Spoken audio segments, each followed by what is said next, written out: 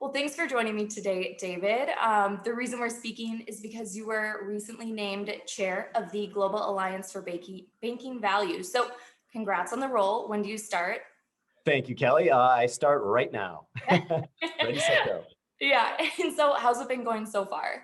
Well, we're off to a good start. So Sunrise actually hosted the GABV, so the Global Alliance for Banking on Values conference. We have an annual conference.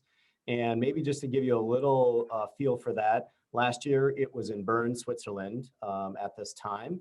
The year before we were in Peru, we've been to the Netherlands, we've been to Nepal. And so the meeting goes around the globe and there's a host bank who's a member. And this year, as we went digital with COVID, Sunrise hosted this annual event virtually, and quite fun from the standpoint of, you might think, wow, a virtual annual event, how fun can that be?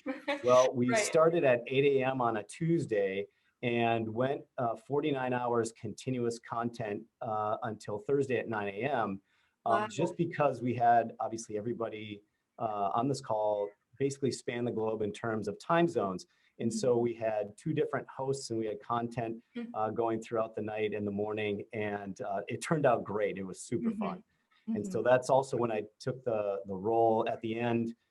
We had a little ceremony of the founding chair stepping down, and I was elected to be the new chair of the Alliance.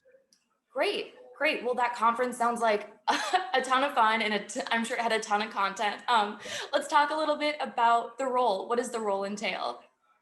Yeah, so as the chair of the board of the GABV, basically my role is to work with the secretariat, the staff, if you will, of the GABV in terms of really the movement of values-based banking and moving it forward. And the Alliance has been growing, steadily, actually really healthy in the past 3 and 4 years. And so it's to continue that growth and really to continue the movement of values-based banking in terms of looking for more banks and cooperatives, we'll call them credit unions in the United States, around the globe that have a social and environmental focus to their business of banking or finance. And so these are regulated financial institutions, pretty much on every continent except for Antarctica. And in that space, so we engage with banks all over the world, and social impact in South America looks slightly different than a social impact, let's say, in Palestine or Afghanistan. And it looks different here in the Twin Cities of Minneapolis and St. Paul. And so, but there's connectivity and connections throughout that, as well as learnings. So maybe understanding what's going on in the Bank of Afghanistan, you might say, well, how is that applicable to what's going on here in Sunrise Banks in Minneapolis? The fact there's still access to financial services is still an issue in Afghanistan as it is here. In Afghanistan, might be more focused towards women in terms of getting access to the financial system. Here, the focus would be on, let's say, un- and underbanked people who haven't participated or got a bank account. And so, while slightly different, the business models and the strategies that are implemented, you can learn from one another. And sometimes, it takes a little of my complaining out when I hear of what's going on in places, particularly like a war-torn area like Afghanistan. I whine a little bit less being a banking or in a regulated institution. So, but it is really interesting to see a model, for example, Brak Bank in Bangladesh. If you can imagine 7,000 bankers or lenders going out on scooters every day, making loans and collecting loans in cash, and somehow it all comes back every day at the end of the day, and they have to balance the bank much like we do here. And it's just a really different model and a really fascinating one. Iraq, as much as that's a very close and hand-to-hand, they also have the second largest mobile banking technology and platform in the world. And so really something to learn on the digital space there. But again, different business models, and I, as the chair in my role, I get to herd all these cats, if you will, but it's really bringing the Alliance together and highlighting what these various banks and cooperatives are doing, and then sharing with that and looking for other members globally. Now we're really looking to expand in Africa, and we have a foothold with 2 financial institutions there and looking to grow that chapter. Okay. Okay. Great. So do you see the Alliance's role as being one of a connector or more of a support system? I'm curious how you view that. Yeah, I really think of it as a champion for values-based banking. And that means many things, but I would say primarily it's not only finding and developing member banks of the organization that qualify, but it's also taking a stand and being part of a movement in the leadership in both, I'll say, um, the social and environmental aspects of banking. And so how a bank impacts the social fabric of the communities that we serve, as well as the environment. And so it's really in those two kind of main platforms, if you will, that the GABV speaks out on how banks can do good in those areas, and looking at finance from a lens of to the benefit of the customer as opposed to the benefit or the profit maximization of the institution. Mhm. So to follow up on one thing you just said, so how does the GIBV hope that banks make an impact in their communities? What does the ideal impact look like? Yeah, so the ideal impact I think is twofold. Um, One is in that social aspect, and I would probably put this into a term maybe not heard here so in the U.S. so much or in North America, and that is the real economy. And Mhm. so this isn't about high-flying derivatives and contracts and so forth. This is about access to the financial services that are convenient, easy to use, fairly priced, and people can actually achieve their goals of whether it's home ownership or buying a car, building their assets, having savings to be resilient.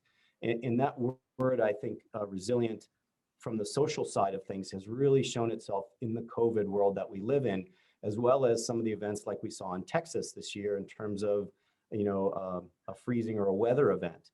It's usually those folks who are least resilient. In a lot of cases, those are people who have less means are the ones impacted the most. And so Mhm. how can we help them, get them in a position to be more resilient in times of need? The other half of the alliance in terms of what it means to be impactful is really around climate and environment. And so, and what is a bank's role in that? So banks obviously are the keepers of money as well as the lenders of money. And so where we choose to lend money has influence on carbon and its emissions and in our climate ultimately. And so we're a part of the system of carbon emissions. And so it's taking that responsibility as to what part should we be responsible for as we finance companies. It's in that is how do we measure ourselves and how are we doing? And so the first step in both of these two is metrics around climate and carbon emissions. So for example, Sunrise is a part of a group of 27 measuring our loan portfolio and what our carbon footprint is in our loan portfolio. So we're in the process of doing right now, and then we'll benchmark that against the Paris Climate Agreement and see how we are doing. I wish I could tell you results. I don't have them today, Yeah. but we're really focused on what do those metrics look like. You may even find in time that metrics that come out of studies like this find their way into regulatory regimes around the world as to what banks do, much like a Community Reinvestment Act is in America's regulatory scheme. You may find some type of climate regs down the road. We're also working on, and it's a difficult project, of social metrics. So as I mentioned before, social impact in South America is different than in Bangladesh. And so it's really how do we frame up metrics around social impact to really measure what's a benchmark for good performance, great performance, exceptional, et cetera. Mhm. So social and environmental is really the two focus. And again, real economy and measuring climate. Okay, great. Well, that's interesting. Thank you. So let's pivot now to chat a little more about your new role. So Okay. how do you hope in your new role as chair, how do you hope to further the GIBV's mission and goals? Yeah. So mine is one of a bit of a figurehead in a lot of cases. So I will, much like we're doing today, I do a fair number of podcasts. I have a podcast of myself called The Next Gen Banker. And so part of that is the platform in which to talk about values-based banking and really promote it globally. And so I believe I will find myself if my predecessor's schedule was any indication, I will find myself in different places around the globe speaking on values-based banking and the issues that surround it, and probably particularly in the host country or host region of what's the topic of the day there.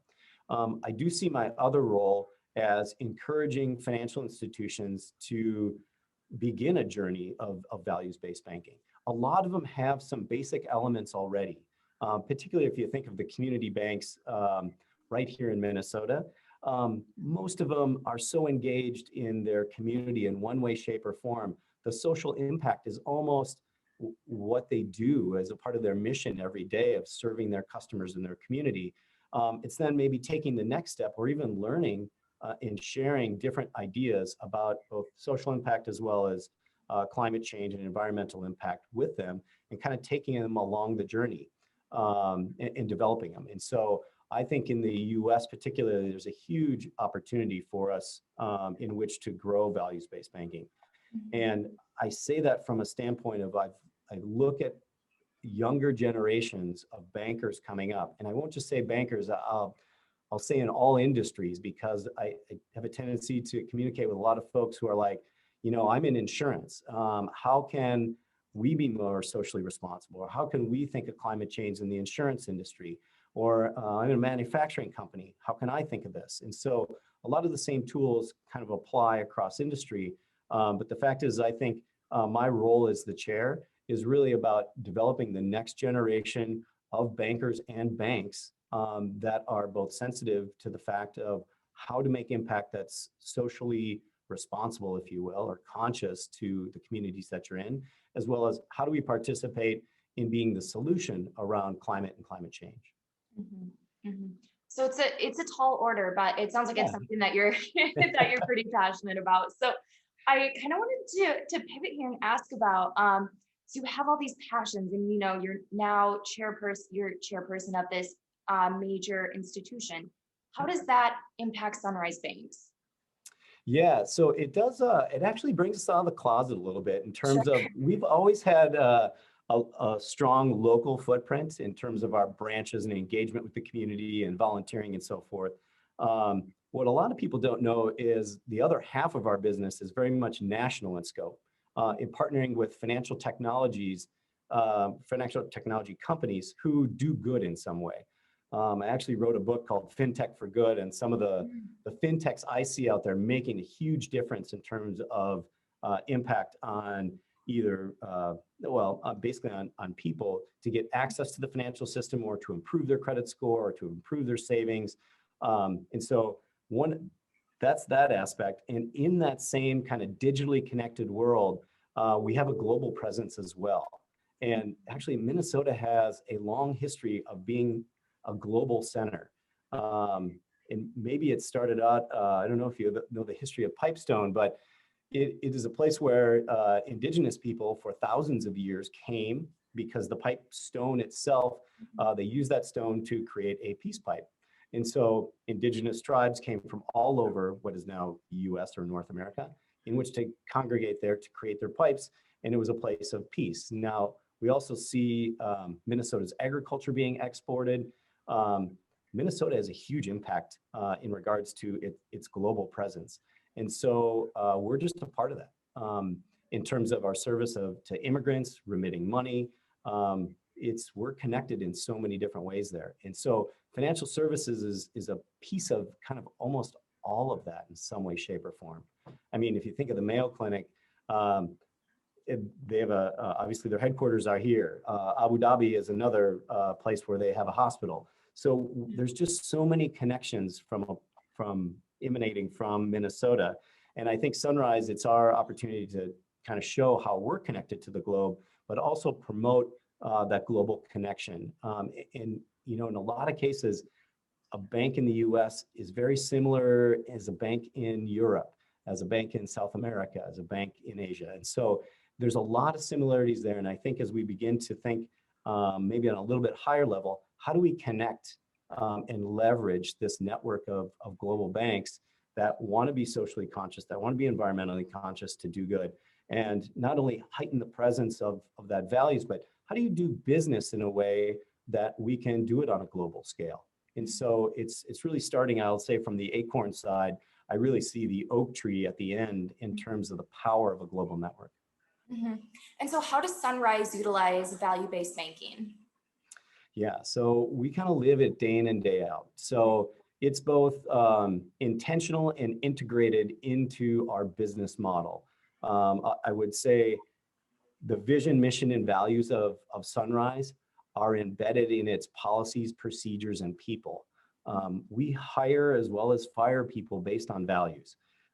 If you fit the values of Sunrise, this is an awesome place because you come to work and you live those values every day. You don't leave them at home. And so we go from vision, mission, and values embedded into the governance, the policies, the procedures, the people. And then I'm a huge believer in metrics. You measure what you treasure. And the fact is we measure a lot of things, both quantitative and qualitatively in terms of our impact. But there's one more leg to the stool of that. You know, data is great, but it can be kind of boring. What makes the data come alive is the stories of really hope and opportunity that the data represents. So when you help somebody get their first home, their first car, I can't tell you through the PPP program, the heartwarming emails and letters we've received from micro businesses and small businesses that this was a lifeblood for them. That emotional paycheck is really what you put the blood, sweat, and tears in for. And so I have a term called the double paycheck in a bank like Sunrise, in a values-based bank, and that is you get a financial paycheck to earn a living, but also you get an emotional paycheck. And that's really, I think, the difference between values-based banking and what you see here at Sunrise. Mhm. Okay, great. Thank you. That was interesting. To pivot to our last topic here, which is the COVID's impact on the industry. So this is a Sure. big, broad question, but I'm sure you can tackle it. How has COVID impacted the banking industry? Yeah, wow. So I have a little story, maybe a transition between the GABV and that question of how Yeah. COVID impacted the banking industry. So a year ago, I was in Bern, Switzerland at the annual meeting of the GABV and Mhm. listening to my colleagues from Italy who didn't know if they could get home because the train going through Milan stopped because of COVID. Mhm. And so it was a real awakening to me early on of what COVID was going to look like. So when I landed back here, we immediately went into action in terms of making a plan and executing on a plan to go remote, to close down branches, to limit hours in exposure. And so really a learning bringing forward. COVID on the banking industry in general. I'll, Let me take it from a little bit of a US perspective, but you see this globally as well. Mhm. So interest rates, as a result of COVID, the Fed lowers rates to near zero. You'll find rates at zero around the world pretty much except for South America. And in Europe, you'll see negative interest rates, which is really a fascinating thing from a banking industry, but not necessarily a good one. Mhm. So the margin compression. So the pressure on earnings from a bank, just because of lower interest rates between what they pay out on deposits and what they charge on loans has become very thin. And so as a result, you see some types of cost reductions in the banking industry. You'll see the closing of branches or cutting a staff and overhead in which to right size, if you will, the organization. And so that's one thing that we see today, but I think we'll see more of the longer we're in a low interest rate environment. The other aspect is just the massive amounts of liquidity that are in the market. And again, there's a difference between, I'll say, the global north and the global south. But the fact is liquidity, particularly in the US, is abundant. And so that not only means from a banking side that there's more competition for loans and good loans and pressure on those interest rates coming down even further. They're fairly stable as of right now, but again, speaks to that margin compression and competition for good loans.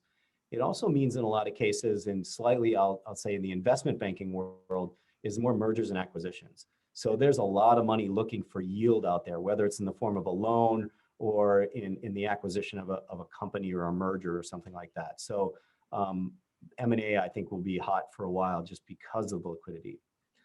Maybe I'll take a step down a little bit from kind of the macroeconomics of banking.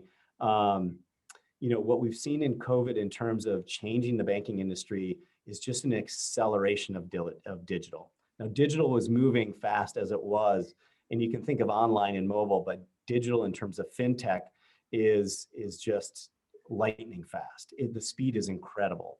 And so we saw online and mobile and e-payments, deposits, and electronic transactions just skyrocket as a result of COVID.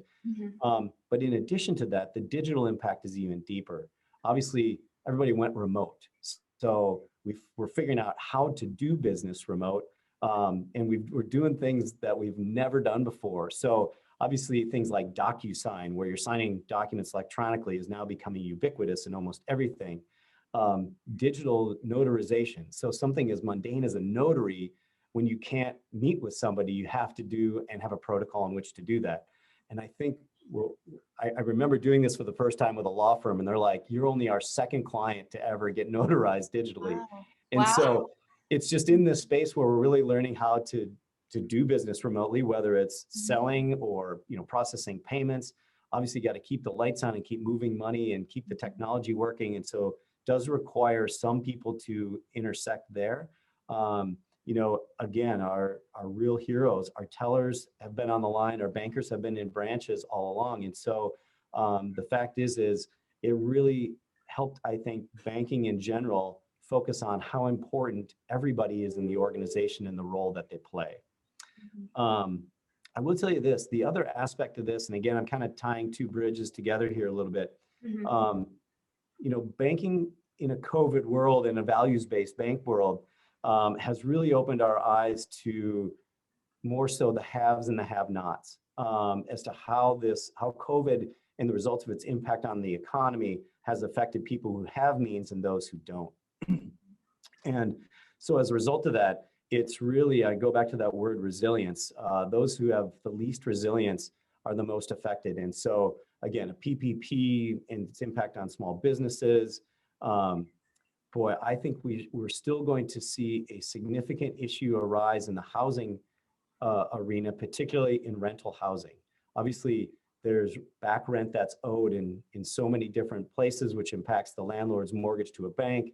And so how do we reconcile that? What types of innovation can we bring to that space in which to help everybody involved kind of work through the glut of rent that's owed? The other thing that I think we've all experienced, banking and non, is the need for great Wi-Fi and broadband connection, right? How many times we said, "Oh, you're stuck," or you fall off a Zoom call or Teams because you don't have connectivity. That's just another great example of a have and have not, or urban and rural. I have a funny example of that in our conference. We had an economist from Paraguay, and he just happened to be on at 7:00 at night his time, and we had difficulty with his connectivity. And in talking with him, he said, it's to be expected. He goes, "It's 7:00 here. Everybody came home from work and they're downloading Netflix, and it takes the whole bandwidth of the country down." Sure. And so where we think of, my bandwidth in my office or my house isn't working, this is an entire country that gets impacted by things. So COVID, I think in its impacts on banking will be long lasting. Some will be good. Others will expose opportunities for improvement. Great. Okay. Well, David, I think that was everything I wanted to ask about. So was there anything else you'd like to add in or mention? No, first of all, I'd just like to thank your audience, and thank you, Kelly, for the opportunity to be with you today. Yeah. And I appreciate your time. So thank you for that, and enjoy the rest of your day.